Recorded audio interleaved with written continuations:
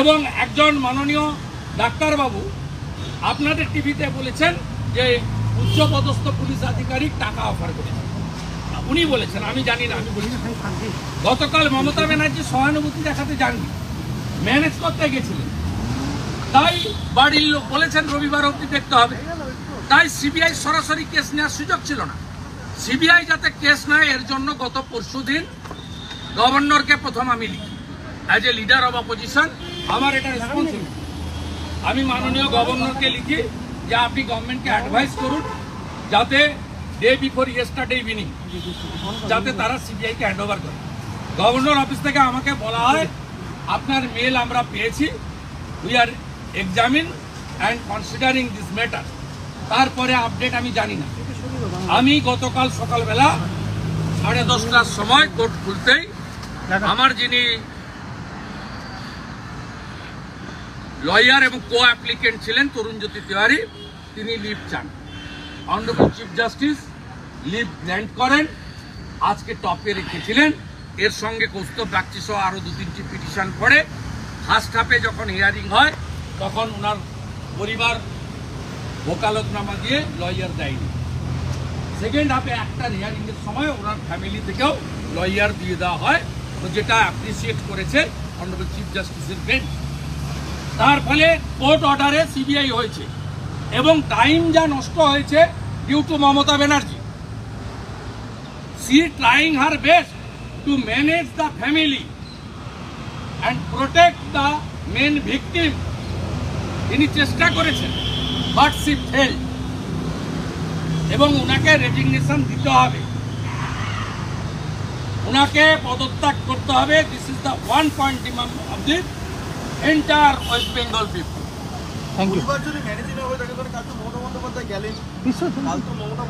গেছিলেন ম্যানেজ করতে, ভয় দেখিয়েছে নির্মল ঘোষরা, ওর বাড়িকে পাহারা দিয়ে বসেছিল মিঠু মজুমদার, কাউকে ইন্ডিপেন্ডেন্টলি কথা বলতে দেয়নি, কাউকে ইন্ডিপেন্ডেন্টলি কথা বলতে দেয়নি। ওনার বাবা যখন ব্যক্তিগতভাবে আমার সঙ্গে টেলিফোনে কথা বলেন, ফুল সাপোর্ট দিয়েছিলেন।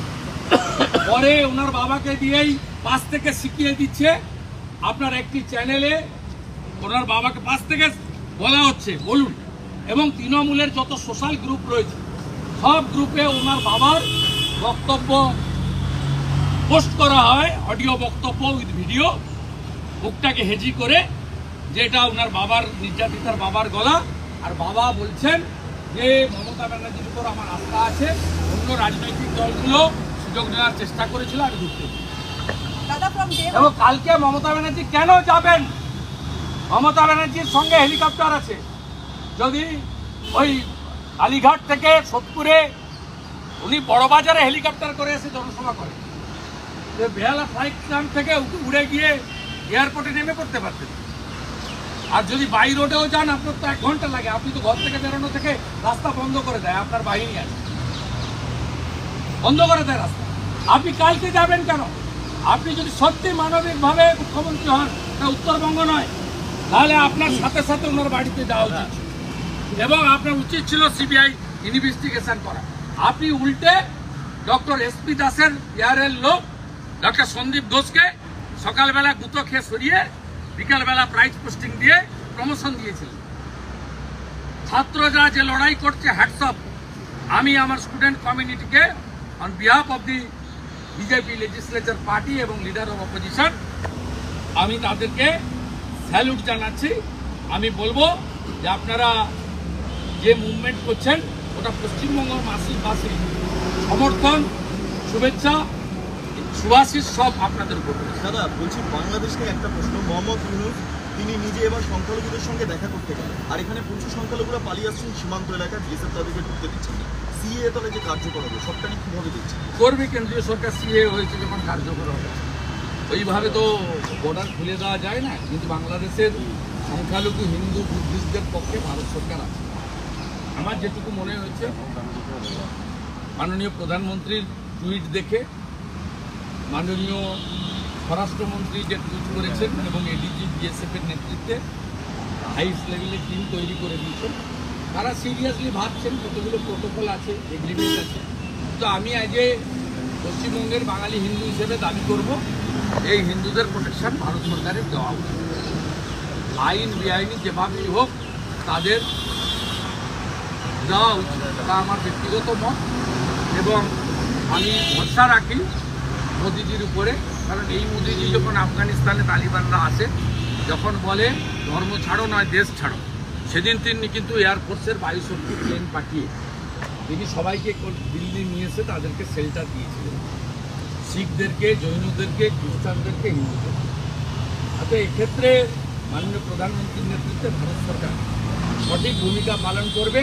এবং সেই কারণেই 19 সালে সিএএ আইন তৈরি করা এবং 2024-এর 6 মার্চ সিএএ ইমপ্লিমেন্টেশন করার মধ্য দিয়ে এটা দূরদৃষ্টি সম্পন্ন প্রধানমন্ত্রী করে রেখেছিলেন।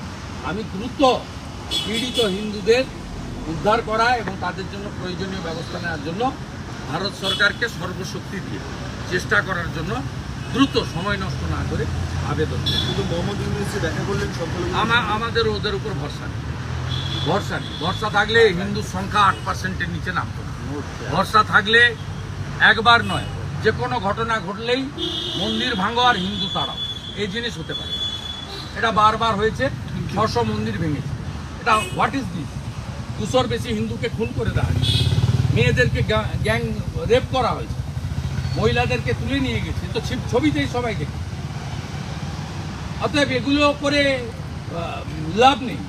উনি যদি মানে কনফিডেন্স বিল্ড আপ করতে চান, ওনাকে অ্যাকশন নিতে হবে। উনি গোপালগঞ্জে আর্মি পাঠিয়ে আওয়ামী লীগের লোকেদেরকে জব্দ করছেন, আর যারা নোয়াখালীতে, রংপুরে, ফেনীতে, চট্টগ্রামে হিন্দু মন্দির ভাঙছে, হিন্দুদের মারছে, হিন্দুদের দোকান ভাঙচুর করছে, কোনো বাজারে একটা হিন্দুদের দোকান সাফ করে দিচ্ছে, অ্যাকশন কেন নিচ্ছেন না আর্মি পার্টি? আওয়ামী লীগকে জব্দ করার জন্য আর্মি চলে যেতে পারে 1 ঘন্টার মধ্যে, আর সংখ্যালঘুদের প্রোটেকশন দেওয়ার জন্য উনি ব্যবস্থা নিতে পারেন না। উনি যদি সত্যিকারে চান, ওনার হাতে যদি আর্মি থাকে সরকার চালাচ্ছে, তাহলে উনারই ব্যবস্থা নিয়ে বিশ্ববাসীকে আশ্বস্ত করা উচিত যে তিনি রাজধর্ম পালন করার জন্যই দায়িত্ব। Whether from day one you had demanded for the CBI inquiry related to Radhika Rishit, the court has also ordered. I demanded it through social media. I wrote a letter day before yesterday to Honorable Governor. Yesterday, I and some others went to the Calcutta High Court and we lodged a petition through bill. Our Honorable Chief Justice allowed us.